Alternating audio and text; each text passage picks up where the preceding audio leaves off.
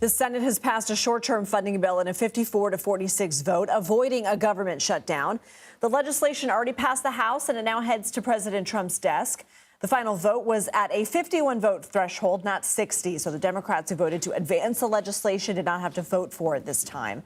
10 Democrats voted for the bill, including Senate Minority Leader Chuck Schumer.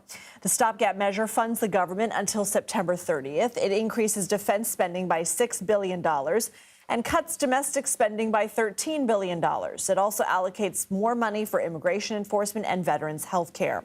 For more, let's bring in CBS News reporter Erica Brown. So, Erica, any surprises about the Democrats who ended up supporting the bill?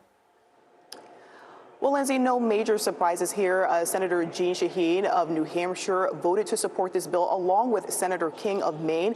Both of them voted in that key procedural vote to advance the bill. It's notable that Senator Shaheen noted a few days ago that she would not be seeking re-election in New Hampshire. And of course, Republican Senator Rand Paul voted against this bill, consistent with his stance all week, saying he did not support it. So no big surprises there, but certainly a concession made by Democrats to allow this vote to advance to the point where it just needed a simple majority to pass. Senate Minority Leader Chuck Schumer acknowledging that Democrats simply did not have the leverage to block it, and a government shutdown would essentially be worse than trying to negotiate something further, because it would enable, in his words, President Trump and Elon Musk to further their efforts to slash the size of the government and slash the federal workforce, which would essentially hurt federal workers. So in his words, it was a terrible bill, but they had very little options in terms of what they could do that would not ultimately backfire by enabling President Trump and Elon Musk to further the agenda that they so staunchly disagree with.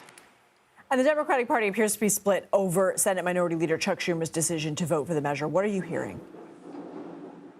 That's correct. And Democrats at this point now have to regroup about strategy and messaging and how they plan to move forward in their challenges to President Trump and congressional Republicans' agenda. We're hearing that there could be some primary challenges or changes, looking for changes in leadership in the Democratic Senate, and also in the congressional Republicans. They may be looking to try to rally support for people to challenge Senate Minority Leader Chuck Schumer. But at this point, the big thing is that they have to regroup. They have to get on the same page and align themselves with the messaging and the strategy to challenge President Trump's agenda, and also Senate Republicans and House Republicans who are in the majority.